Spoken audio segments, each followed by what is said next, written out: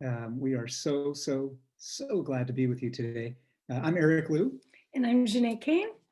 We are the co-founders of Citizen University and co-hosts of these Virtual Civic Saturdays over the last few months during pandemic era. And it's just fantastic to be together again.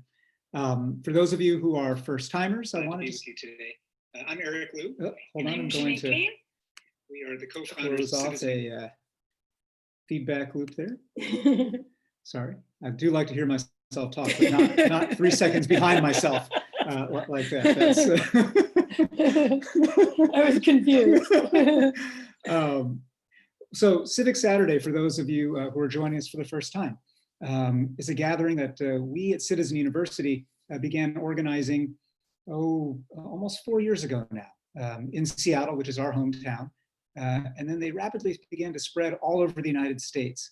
People from towns across the country started to ask our team to bring Civic Saturdays to their towns, and we obliged for a while, but then we thought even better would be for us to train people to lead these gatherings on their own. And so we created a civic seminary program that does just that.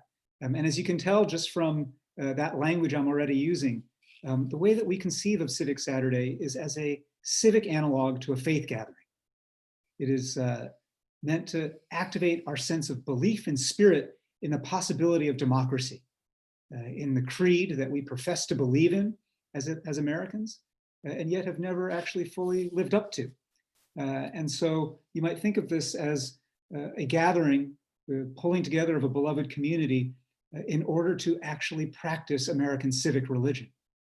And this gathering has the arc of a faith gathering. It's not church, it's not mosque or synagogue, but we will sing together.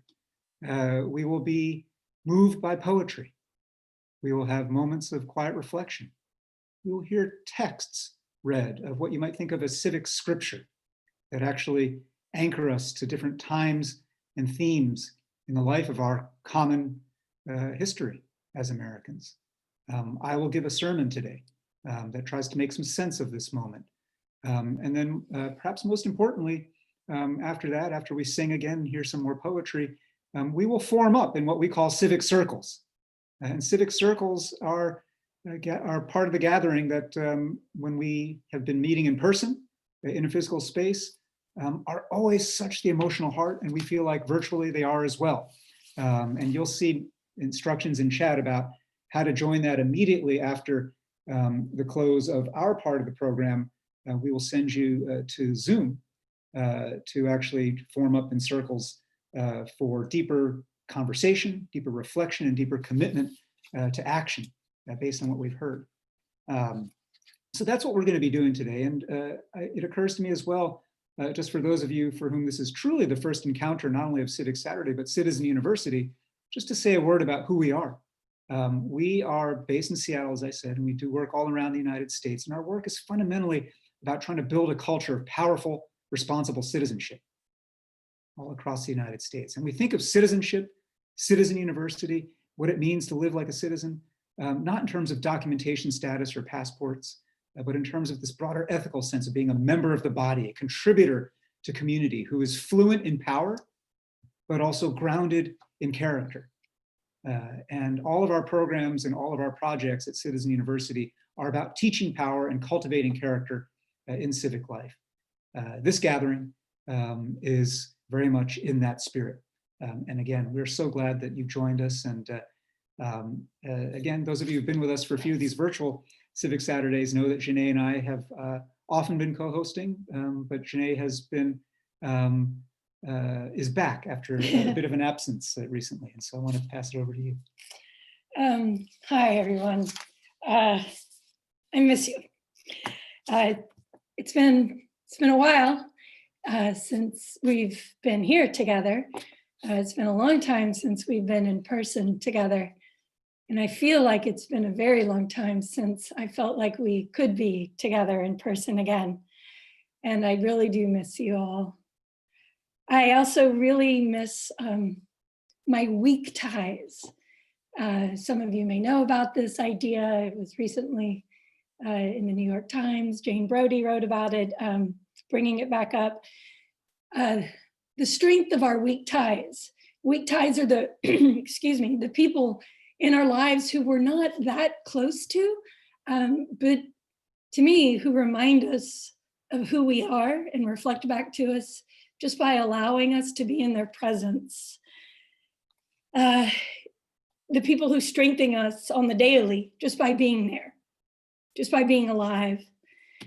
The ones who smile and wave at you as you pass by, or don't because they have stuff on their minds and you need to be reminded that that's okay. The delights who make you a sweet cup of strong coffee, style your hair just right, welcome you on the bus to take you where you need to go, help you out with directions even in your own city, or pile your arms full of good food, say thank you and see you around. I miss you, my weak ties, because you are my community and I care about you. I need to care about you because I believe our hearts are made to care about each other, to use our peripheral vision, to seek out people different than ourselves and to take all of who we are in, to pick up on the small pains behind our habitual smiles and to ask, either with our eyes above our masks, no, how are you really doing? Even if we can't get an answer. So hello, all of my weak ties. I have something I need to share with you. More than I would share with the nice man on the corner of 26th and Union who's got this fabulous monkey puzzle tree that we like to talk about. But right now, maybe not. Maybe I would share this with him as well. Because I believe that if you let people in and know about the struggles you're in, you open yourself up to a lot of opportunities to receive love. And I think we all need to receive a lot of love right now. So I'm just going to tell you that for the last few months, I've been dealing with pretty difficult times. Some of you who are closer than my weak ties out here know that I've had non-Hodgkin's lymphoma for about 11 years that I've known.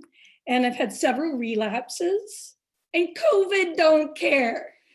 So on June 1st, the telltale signs of my relapse showed up as we were living, all of us, with the extra pressures of this pandemic and the extra struggles to participate in the fight for racial and social justice in this country. And I knew right away things were going to be more difficult than before, and they have been. However, and this is not me just reflecting my normal Janae self, this is true. I'm okay right now. I'm down, I'm tired, I'm super fatigued, which is a side effect, but I'm okay because I'm secure. I have food security, I have shelter, I have financial security, I have my family, I have my neighbors. And I am able to heal if that is what is in the works for me. And we don't all have that opportunity, and we should. This is why we do this. This is why Civic Saturday exists. This is what we want for all of us. And this is why I hope that you are all here today, so that we can all have the same security for our well-being, to secure the well-being for all. Civic Saturday exists to attend to the well-being as individuals, as community members, as members of the body politic, as neighbors and citizens of our cities and our country. This is why we're together, and this is why I shared this with you, so that we can all share in the hopes for our mutual well-being. I love you, and I miss you. And on that, I would be so happy to turn this over to our friend, poet, performer, Na Akua. Thank you, Janae. Hi, everyone. My name is Na Akua. I am here hailing from the burnt orange couch in Seattle, And I want to start off with a breathing exercise. It'll be a short one. This is a breathing exercise called 4462. And we're only going to do this twice, and then we're going to get into our piece, or my piece. So if you can get comfortable, sit in a comfortable position, close your eyes if you want to, and just listen to the sound of my voice. Breathe in for 4.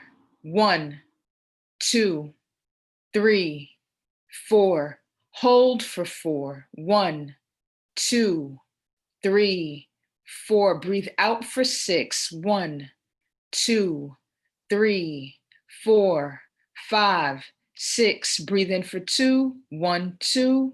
Breathe out.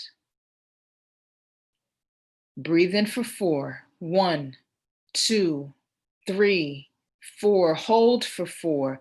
1, 2, 3, 4. Breathe out for 6. 1, 2, 3, 4, 5, 6. Breathe in for 2.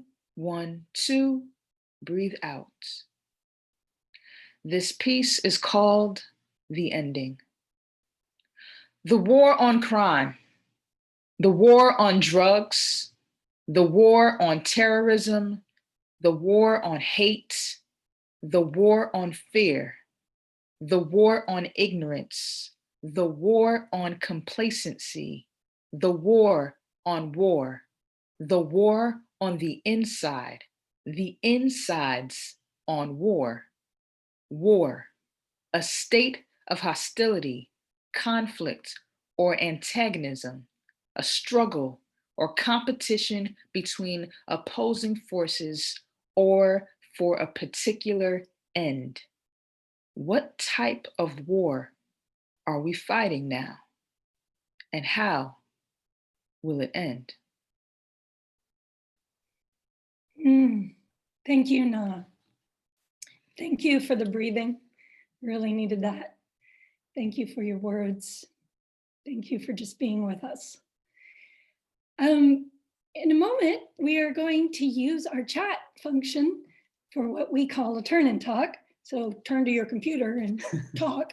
But I do want to have this second to remind you that you still have time to join, to sign up, to receive the Zoom invitation for the Civic Circles that will happen during our program. And this is a good time to do that. I really feel like it's a good point in this journey we're all on, to be in small groups with people and to be able to share. So sign up for those Civic Circles. But right now we want you to participate in the chat function. And here's the prompt that we'd like you to focus on. What does your community need right now? You define your community, you define your need. So put that in the chat, and I'm going to turn to the chat on YouTube, and we're going to read some of these out loud as you think about and share, what does your community need right now? And as we wait for the little bit of lag for the chat to show up on YouTube, I'll just say, for those of you who have been to Civic Saturdays in person, when we gather, whether here in Seattle or in dozens of communities around the country, you know that there's something incredibly powerful about the sound of many dozens, sometimes hundreds of simultaneous voices in this kind of conversation with just somebody who often is somebody you just met because you just walked in the door and sat down next to that stranger. That's somebody who is kind of a weak tie, as Janae said earlier, not someone who's a strong bond, but someone maybe you've seen once or twice in the community, maybe at a Civic Saturday.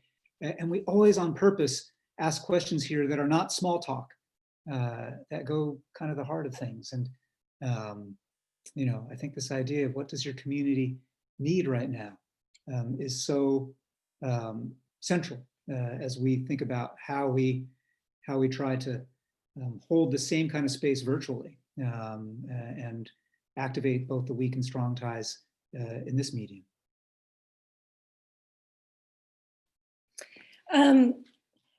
So while you're thinking about that and wondering what the most important thing is that you can share about your community, hope and connection, I'm seeing. My community needs unity. Trying to make decisions about what school will look like in the fall is creating a lot of division, I'm reading. I know that is happening around the country. I know it's happening here in Seattle. Judy says that in Ellensburg is a peaceful little town with an undercurrent of discord and hostility.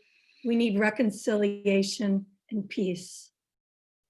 I'm sure that is something a lot of people are feeling that we need in all of our communities right now.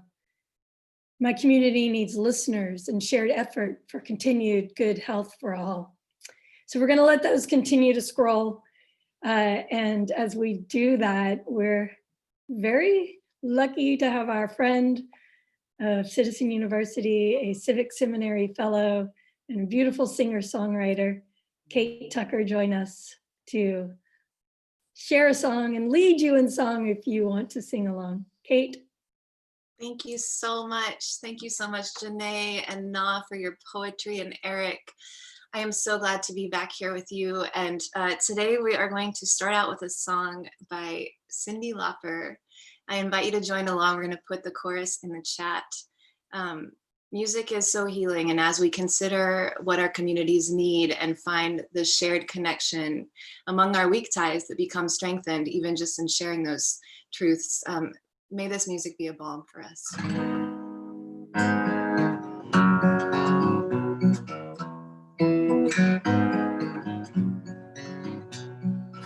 You with the sad eyes, don't be discouraged. Oh, I realize it's hard to take courage. World full of people, you can lose sight of it all. In the darkness inside, you can make you feel so small. But I see your true colors shining through. Yeah, I see your true colors.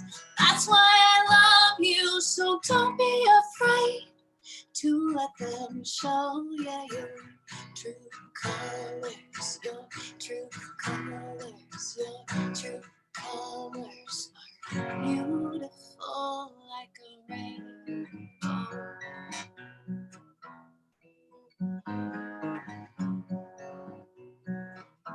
Show me a smile then. Don't be unhappy. I remember when last saw you laughing. If this world makes you crazy and you've taken all you can bear, you just call me up, 'cause you know I'll be there. See your true colors shining through. Yeah, see your true colors. That's why I love you. So don't be afraid to let them show. Yeah, your true colors, your true colors are beautiful. This world makes you crazy and you've taken all you can bear. Just call me up, 'cause you know I'll be there. I see your true colors shining. I see your true colors. That's why I love you. So don't be afraid to let them show. Yeah, your true colors, your true colors, your true colors are beautiful. Kate, thank you so much. Your true colors come out in song and voice and presence in so many ways. Kate Tucker is joining us today from outside of Cleveland in Ohio, and is based in Nashville, Tennessee. And as Janae mentioned earlier, one of the first graduates of our Civic Seminary program. And she's been leading Civic Saturday gatherings in Nashville with many different partners. And Kate, thank you for sharing your gifts and voice in so many different ways. Now, Janae and I are going to read two texts. And these are, as I alluded to at the beginning, pieces of what you might think of as civic scripture. texts drawn from different strands of the American tradition, strands you might know well or might not know at all, that we've chosen to be reflective of something in this moment and maybe open up something as I then go into the civic sermon that I'll deliver. So let me read the first of these two texts. This is by Susan Sontag from an essay originally called Illness as Metaphor, published first January 26th, 1978. Illness is the night side of life, a more onerous citizenship. Everyone who is born holds dual citizenship in the kingdom of the well and in the kingdom of the sick. Although we all prefer to use only the good passport, sooner or later, each of us is obliged, at least for a spell, to identify ourselves as citizens of that other place. I want to describe not what it's really like to emigrate to the kingdom of the ill and to live there, but the punitive or sentimental fantasies concocted about that situation. Not real geography, but stereotypes of national character. My subject is not physical illness itself, but the uses of illness as a figure or metaphor. My point is that illness is not a metaphor, and that the most truthful way of regarding illness and the healthiest way of being ill is one most purified of, most resistant to metaphoric thinking. Yet it is hardly possible to take up one's residence in the kingdom of the ill unprejudiced by the lurid metaphors with which it has been landscaped. It is toward an elucidation of those metaphors and a liberation from them that I dedicate this inquiry. I am reading John Lewis from Across That Bridge, published in 2017. We must accept one's central truth and responsibility as participants in a democracy. Freedom is not a state, it is an act. It is not some enchanted garden perched high on a distant plateau where we can finally sit down and rest. Freedom is the continuous action we all must take, and each generation must do its part to create an even more fair, more just society.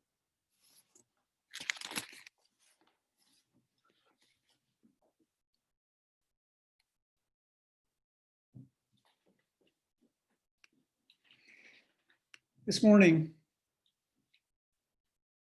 this afternoon, for those of you in other parts of the country, I want to share with you some reflections on everything we've just heard, on illness, illness as metaphor, illness as reality, but also on freedom and what freedom obligates us to do and to be. We gather here today because we're seeking something, we're seeking some meaning. And we know that we gather at a time where illness is quite not a metaphor. And the prevalence of the pandemic and the ways in which it has seeped like water into every crevice of national life and every crevice of our national character, as Susan Sontag said, is inescapable. We're dealing with that.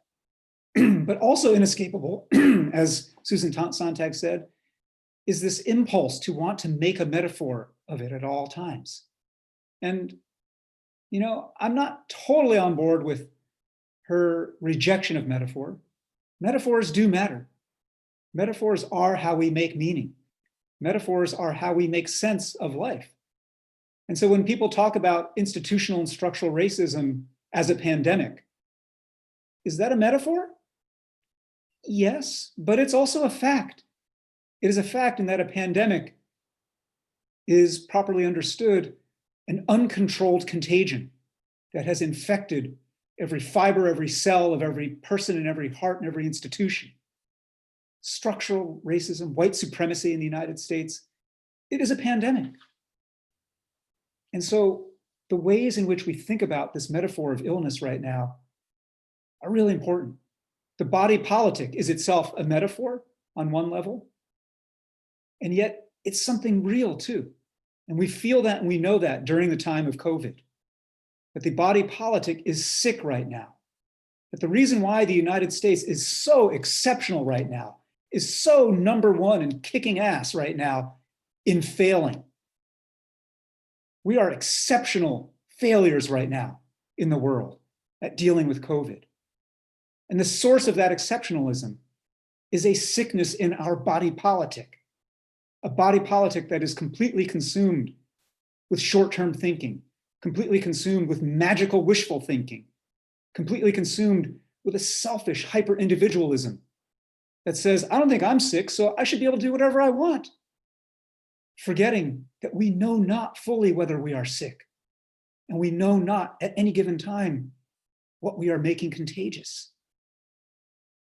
The body politic is sick, and it is actually a body. It's not just a metaphor. Our institutions are atrophying. The lifeblood of norms and values and a shared sense of purpose is becoming anemic.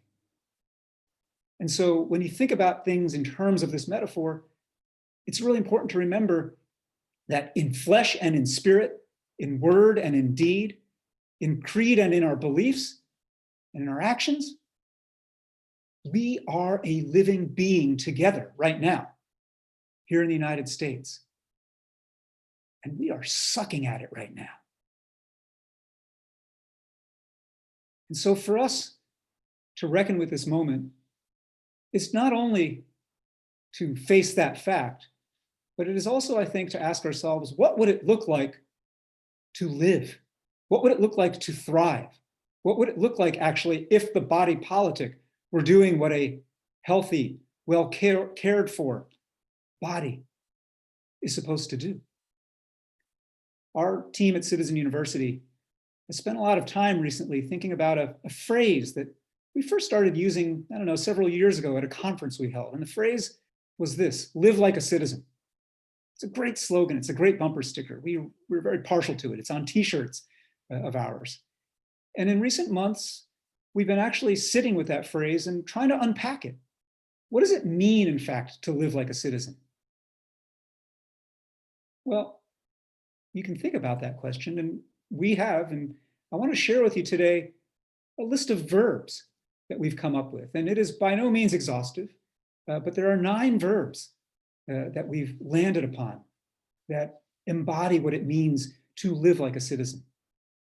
And those verbs are these: to listen, learn, and gather, to argue, serve, and join, to circulate, advocate, and vote. What does it mean to live like a citizen? It means to listen, learn, gather, argue, serve, join, circulate, advocate, and vote. Now, what do you notice about those verbs? Probably one thing you notice is that they open up many other verbs in your mind. That's great. Let those flow in your mind. Let those flow in chat. Save them up for the Civic Circles, in which we'll talk more about them. But one thing you'll notice about each of those verbs is that they are collective verbs. They are verbs of collective action. They are verbs that are not just about you. And they are verbs that stretch not only between people and between hearts and among communities, but they stretch across time. To listen, learn, and gather, to argue, serve, and join, to circulate, advocate, and vote is to be somewhere other than right now, and to be with someone other than just you, and to understand how you are woven into this web of relationship and obligation. The other thing you recognize about these verbs pretty quickly is that all of them are perpetual. They are not one and done verbs. They are not finish, fix, complete, right? They are verbs of continuous tending. John Lewis is right that freedom is not some beautiful shaded grove where you sit and everything's set, but it is the kind of garden where you actually got to roll up your sleeves and weed and seed and feed. But these verbs are all about the constancy of gardening in our civic life. And the third thing you'll notice about these verbs is that they are all about responsibility, about our joint responsibility, not just personal individual responsibility, about our public responsibility and how we behave in the company of others, not just our private responsibility. And one way to actually make these verbs ring a little bit louder, perhaps, in our hearts and our minds, is just contemplate for a minute, what does the absence of these verbs look like? Well, imagine a society in which there is no listening, just shouting, just out shouting the other. A society in which there is no learning, just absolute certitude about what you already know, and absolute confirmation bias to take in all information in ways that reinforce what you already think you know. It's a world of no public common life in which we don't gather, we just isolate and live in the painful privacy of that isolation. It's a society in which we don't engage the other side or engage ideas and worldviews different from our own. We just bounce around in our echo chambers and imagine that people who think differently from us are weird, evil, the enemy. It's a society in which we don't serve, we don't give way, we only take. We only take. And we do things and we take things. Why? Because we can. This society that, if you can imagine it, a society that is absent any of these verbs, is a society in which there is no joining, just loneliness, just atomization. A society in which there is no circulation of our wealth, of our resource, of our voice, of our power, just hoarding, just holding on to yours, just accumulating a little bit more, just hiding yours from everybody else so they don't fully realize how much you've hoarded. It's a society in which there's no advocacy for change or for a new day, just a deep, contagious, paralyzing sense of futility and cynicism. And finally, it's a society in which there's no voting, just checking out, thinking the whole thing's just a joke. Kanye, yeah, why not? Why not Kanye for president? Why vote at all? What's the difference between A and B? It's all a joke.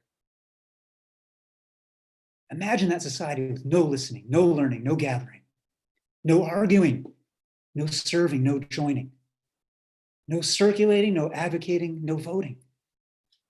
You know what that society would look like? It would look a fair amount like the United States today. Let's face facts. Part of why the body politic is faltering right now is that we have not been living these verbs. We are, even though it's August, early into this historic and weird season of Major League Baseball, which those of you who've been to Civic Saturday know I will always find a way to weave in baseball. And one thing that struck me as Major League Baseball tried to pull things together and make plans during this exceptional time of COVID to have a shortened functional season where teams were coming from incredible virus hotspots and traveling to other cities and the rest, was a quote that I read early on where one of the most outspoken players in Major League Baseball, a pitcher named Sean Doolittle for the Washington Nationals, said he wasn't so sure this was going to work, and he wasn't so sure that it should work, because he said that sports are the reward of a functioning society. I thought about that and I was like, damn, that's right. We haven't earned that reward yet. I want my baseball. I want my live baseball. You all want your soccer, you all want your football, yeah, but we don't just get it. We earn it.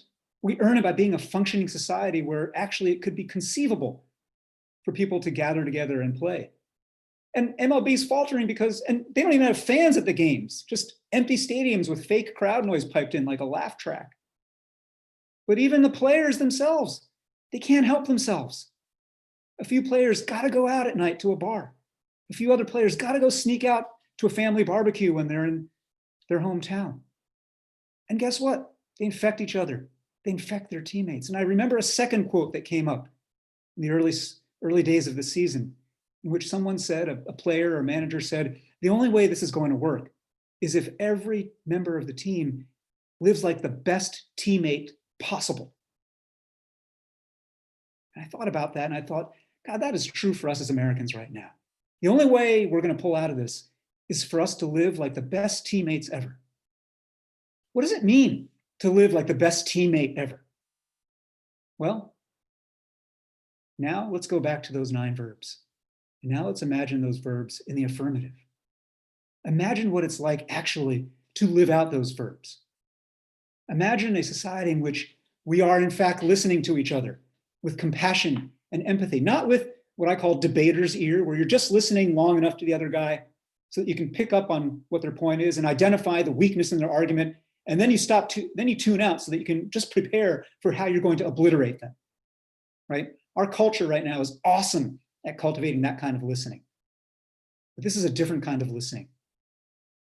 Best teammate ever listens with an open heart and open mind. Why? Because of our second verb, to learn, to actually learn from the other, to learn not only from ideas, but from close experience. Proximity. I had a conversation this week with one of our long ago partners in our work at Citizen University, an organization called Opportunity Youth United. Opportunity youth is this term and phrase that's been coined over the last few years that it's meant to replace at-risk youth, meant to replace disconnected youth, but it's young people who are cut off from both school and work. So in the best of times, in the healthiest of times, a group of young people were having the hardest time making it work. And now in these times, these young people are bearing the fullest brunt of the pandemic. And this young man, who when I met him a few years ago was rising in this program, was a graduate of this program, and now leads this group called Opportunity Youth United, LaShawn Amato. What LaShawn said was, the thing that we're trying to do is to share our voice, to teach other people what it's like to be in a world where you're counting on all these systems and all these systems are letting you down. To learn right now is to be a great teammate, to gather in public. And it may not feel like this because you're just in your home looking at a screen, but that's what we're doing right now. We are gathering in public. We are gathering in a common way, in a common space with a sense of ritual and a sense that this is not just normal flow. I'm not just scrolling on Facebook or Twitter or whatever, right? This is a gathering that we have joined here. A healthy society in which we are being actually great teammates for one another is one which we're willing to argue, to get into it with each other, but with a certain end in mind. To argue not to win, but just to understand. I want to understand how you see the world. I want to understand how you came to that point of view. We've been working with an organization called Civic Dinners. Got a project running out of the Aspen Institute called the Better Arguments Project. And all that project is teaching right now in communities around the country, in gatherings like Civic Dinners, in forums elsewhere, is to teach people that, number one, it's okay to argue. America is an argument. All of our civic life is built around certain tensions that are unresolvable, that we're living right now between liberty and equality, between personal rights and collective responsibility. Let's have those arguments, but let's have less stupid arguments. That's what it means to be a great teammate. It also means right now to serve. And to serve means, well, yes, to volunteer, to show up in different ways. But it means fundamentally to do stuff that is not about you, that is not for you. It means to sacrifice, yes, some of your time, some of your liberty, perhaps. It is also to forbear, to not just do whatever you want because you think you can. And so to me, service in the spirit of being a great teammate, a great member of this body, is not only about showing up to volunteer or give time or money to causes that need it right now, but wearing a mask is an act of service. It is a service to others whom you don't know, but you don't want to kill. It's a low bar for service. I wear this mask today so as not to kill you. I think we can get over that bar. But service is also a matter of forbearance. You know what? It's not my thing.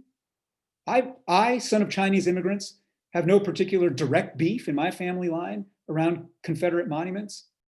But it is an act of service for me to be right there in the cause and the push to tear down those monuments, and to take them down and to replace them with a teaching of history that is real and inclusive. That's service. A society that works, a team that is healthy, is one in which we join. We join. And joining is different from gathering, right? You've come today in this gathering, but joining is about joining and signing up for things that are going to repeat over and over again. Joining clubs, joining groups, joining campaigns, starting clubs, right? There are people right now joining us right now who are members of something called Ben Franklin Circles. There are people who are active in something called King County Equity now.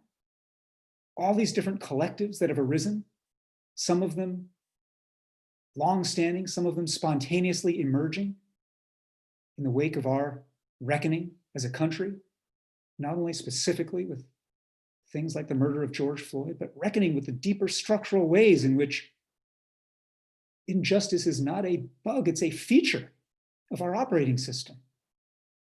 And people are joining in new ways to commit themselves to repeated action, repeated exercise, repeated practice to dismantle those structures and those habits. That's what it means to join. That's what it means too to do the next verb, which is to circulate. What do I mean circulate?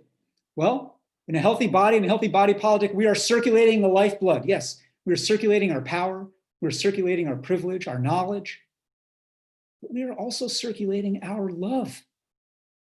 We are circulating our capacity for empathy, our capacity to identify with another person. And by so circulating that capacity, we are expanding our conception of us and who is us. This time right now, where we're being terrible teammates for one another, is a time where we are tempted at every turn to hoard and tempted at every turn to draw smaller and smaller circles of us. But to circulate is to show up in a deeper way for each other. And that is true of the eighth verb here, to advocate. To advocate right now is to do what has been happening beautifully, powerfully, and at some great risk to oneself, to march, to protest, yes, but also to lobby, to write your representatives, yes, but also just to lobby and to write your nieces and nephews who you notice on social media still aren't doing social distancing, still aren't wearing masks. To lobby and write your family members or your college classmates or your neighbors or people you once worked with about maybe it's time to change their norms. Maybe it's time to change their sense of what counts as contribution to society. And to think about what it means more deeply to advocate for change and for reform. I'm struck going through different parts of some of the whitest parts of our very white city in Seattle, and how many windows now have signs that say Black Lives Matter. And on the one hand, that's a beautiful thing. That is a thing that would not have happened 6 months ago, and it's happening now. And now we are called to ask, what does it mean when people see that sign? What does it mean to make that sense of advocacy and commitment contagious? Which brings me to the final verb, and that is to vote. To vote. Yes, those of us who are in fact citizens of the United States will get to vote in November. Those of us in Washington here got to vote in the primary the other day. And to vote, here we are a week after the memorial service for John Lewis, who gave his life so that we might vote, who gave the years of his life, who gave of his body so that we might vote. Yes, so voting in the sense of casting our ballot is literally the minimum we can do. To vote on purpose, to vote with intention, to remember that there is no such thing at the end of the day as not voting. Because not voting is still voting. Not voting is choosing to hand your power and your voice over to somebody else and to let them use it against you and against your interests. So yes, casting a ballot is what I mean, but I also mean this: to vote with every part of your soul and your body, to vote with your dollars and your wallet, and thinking about who you will reward and who you will withhold that support from in our times. To vote with your voice and think about how you're going to champion those who can use some amplification right now. To vote with your body and your presence. To vote with your conscience. To vote right now for freedom is what it means to be that kind of teammate. And the good news is here, to imagine this kind of society, if you can picture it, if you can picture this kind of society where everybody is living like a citizen, everyone is practicing these verbs, everyone is being that kind of teammate, you know what that would look like? That too would look a lot like the United States right now. Because all around the United States right now, people are awakening. People are choosing to inhabit these verbs. People are choosing to live like citizens for the very first time, to protest, for the very first time to advocate, for the very first time to march, to fight, to change, to ask deeper questions about what it means to actually live up to a creed of liberty and justice for all. Protesters, teachers, soccer moms, young people, opportunity youth. We are in the midst of a great civic awakening.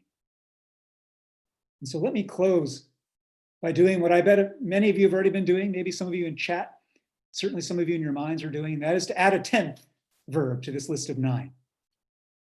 And that 10th verb that I'll add is this: believe. Believe. Believe that it is possible for us to heal this body. Believe that it is possible for us. And to believe not in the spirit of dogma and blind faith and because I said so, but belief in the possibility in the sense that that belief obligates us now to make good on that possibility. Illness as metaphor, yes. The body, this body, is frail. My body, your body, Janae's, ashes to ashes, dust to dust, right? But the body politic, if we do it right, if we choose, in fact, to live like a citizen, the amazing thing about the body politic is that it can live forever. It can regenerate. It can not just recuperate, it can be reborn. A new birth of freedom. A second, a third, a fourth founding of the United States. If we do it right, if we live like a citizen, the body politic never dies. And just as I added this 10th verb, I invite you to think of your own. 4 years ago, when I, for the first and only time, met John Lewis, I asked him, as your generation steps off the stage and rising generations come on board that are not steeped in the same sense of history, not steeped in the same sense of obligation, what is your advice for us about how to sustain what you've started? And he leaned in and he looked at me and he started to quiver with passion. And he uttered one word and he said, participate. Participate. Participate like your life depends on it. And that's what this is all about. The verb participate captures all 9 of our live like a citizen verbs. And with all 9, with that one, our life does depend on it. Civic faith is made real by our works. Our civic creed is made real by our deeds. Civic love flows when we open it, when we open our hearts with vulnerability and honesty as Janae did, when we open our minds as we all have by joining this gathering. So pick a verb, any verb, commit to it, do something. And together, let's make this country worth believing in.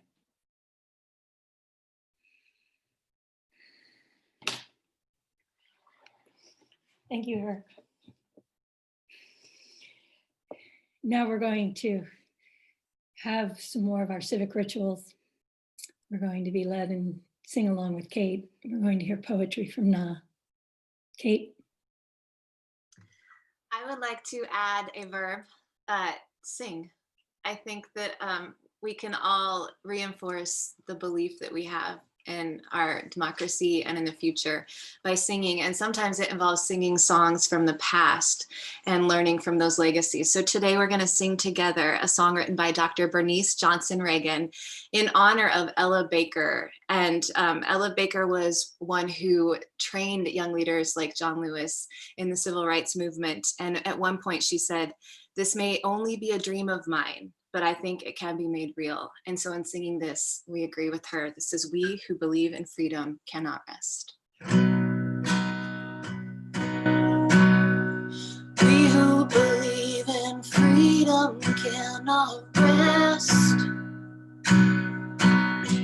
We who believe in freedom cannot rest until it comes, until the killing of black men, black mothers' sons is as important as the killing of white men, white mothers' sons.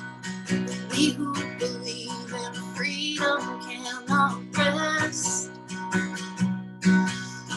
We who believe in freedom cannot rest until it comes. The older I get, the better I know the secrets of my going on.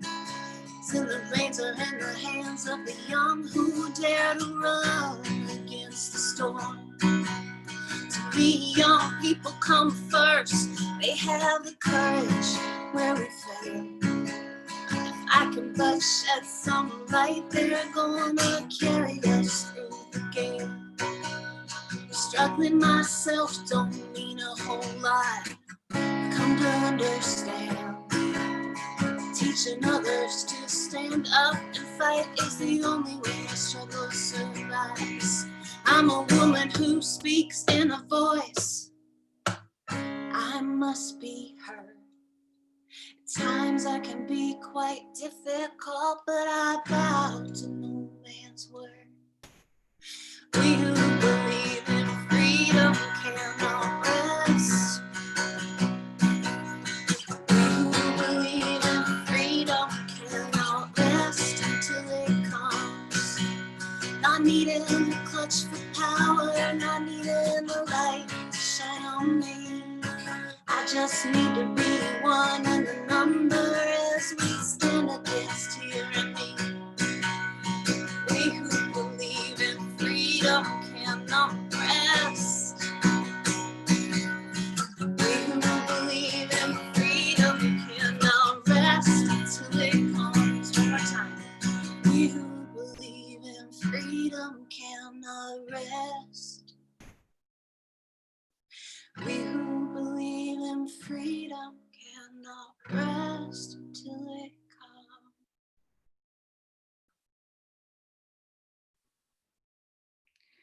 There are clocks everywhere, ticking, ticking, ticking, consistent in their movement.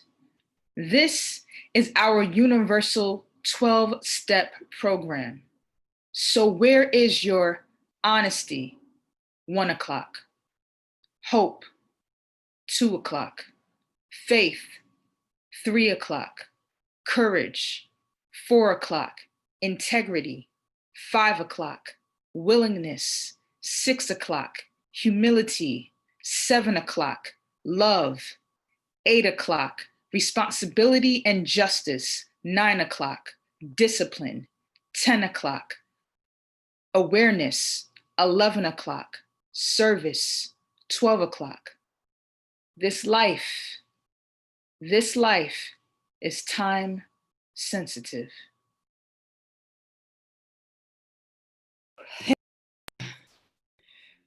I love it when I don't know what you're gonna say. And then I am washed over by it, bowled over by it, inspired by it, and soothed and invigorated. Thank you. Oh, wow. Thank you, everyone. We're not done. You still have a few minutes to sign up to join the Zoom Civic Circles. Do that right now. And I just want to say thank you. It feels really, really good to be together, to gather here. It means a lot to know that you're there and we are creating this together, building the civic community, and that we all can show up for one another during these difficult times. Thank you for participating in the comments. For those of you about to join the Zoom Civic Circles, thank you for showing up with your whole selves. Bring your vulnerabilities. Accept the love that people have to offer you. I promise you the virtuous loop that creates for them, for you, is very powerful. I think we're ready. I want to actually give people a taste of what is going to happen in Civic Circles. Good idea. You're going to form into groups of 5, and you'll have about 20, 25 minutes to dive deep into this question. Pick a verb from our Live Like a Citizen verbs. Then discuss what you commit to doing with others to live out that verb. Listen, learn, gather, serve, join, argue, vote, circulate, advocate.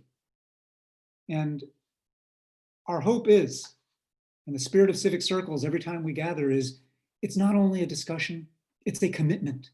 It is committing to each other. It is committing to everything that we've been hearing today. And we do that not alone, but in the company of others. And so we're really excited to send you in a few moments off to these Civic Circles.